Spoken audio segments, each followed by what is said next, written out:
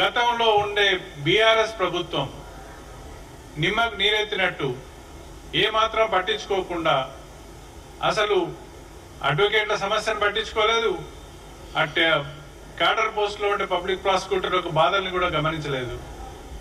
ఈమెకి ఓ మంత్రి గారు, ఓ ప్లానింగ్ కమిషన్ వైస్ చైర్మన్ గారు అండదండలతోటి బీఆర్ఎస్ ప్రభుత్వంలో 2016 నుంచి ఇప్పటిదాకా అనేక ఇర్రెగ్యులారిటీస్ చేయడం కానీ, కరప్ట్ ప్రాక్టీసెస్ చేయడం కానీ, ఇలాంటి దౌర్జన్యపూరితమైన చర్యలు చేపట్టడం కానీ ఇవన్నీ జరిగాయి అనేది చాలా స్పష్టంగా తెలుస్తూ ఉంది.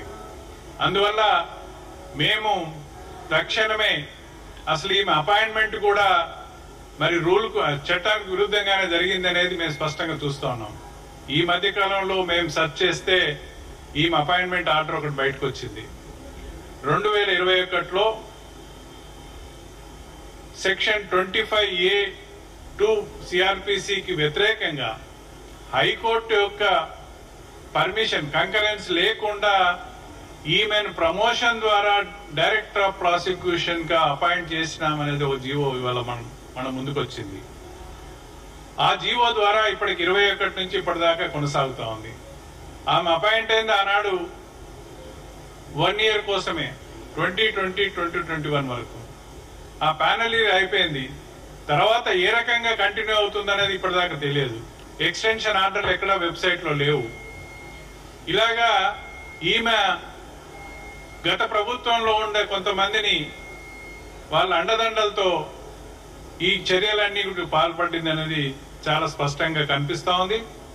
అందుకని వాళ్ళ మేము రాష్ట్ర ముఖ్యమంత్రి గారికి, ఇతర మంత్రివర్యులకు, తర్వాత చీఫ్ సెక్రటరీ కూడా ఇవాళ మరి రిప్రజెంటేషన్ సబ్మిట్ చేయడం జరిగింది. మేము ఇవాళ లీగల్ సెల్ తరఫు పక్షాన రాష్ట్ర ప్రభుత్వాన్ని కోరుతా ఉన్నాం. మేము విజ్ఞప్తి చేశాం, ఇప్పుడున్న వైజయంతిని డైరెక్టర్ ఆఫ్ ప్రాసిక్యూషన్ ని సెక్షన్ 25A విరుద్ధంగా హైకోర్టు కంకరెన్స్ లేకుండా కొనసాగిస్తున్నారు కాబట్టి, అపాయింట్ చేసినారు, కొనసాగిస్తున్నారు కాబట్టి తక్షణమే ఆమెను విధుల్లోంచి తప్పించాలనేది, డైరెక్టర్ ఆఫ్ ప్రాసిక్యూషన్ గా అపాయింట్ అయిన ఆర్డర్ను రద్దు చేయాలని డిమాండ్ చేస్తున్నాం. అలాగే ఆమె మీద డీటెయిల్డ్ ఎంక్వైరీ పెట్టమని చెప్పి అడుగుతా ఉన్నాం.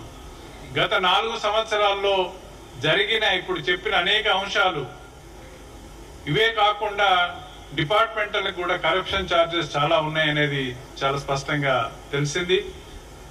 ఈ ప్రాంతంలో పనిచేస్తున్న ఆంధ్ర ప్రాంతానికి చెందిన కొంతమంది ప్రాసిక్యూటింగ్ ఆఫీసర్స్ ని దగ్గర పెట్టుకొని వాళ్ళ ద్వారా ఒక లాబీ మెయింటైన్ చేసుకుంటూ ఆ చిన్న గ్రూప్ ని తెలంగాణ న్యాయవాదుల నుంచి అపాయింట్ అయిన టెన్యూర్ పీపుల్ గాని, క్యాడర్ పీపుల్ గాని వీళ్ళందరి మీద పెత్తనం చెలాయించడానికి అనేక చర్యలు చేపట్టింది. ఆమెకి ఆ పదవిలో కొనసాగడానికి ఏ రకమైన అర్హత లేదు అని చెప్పేసి మేము స్పష్టంగా డిమాండ్ చేస్తా ఉన్నాం.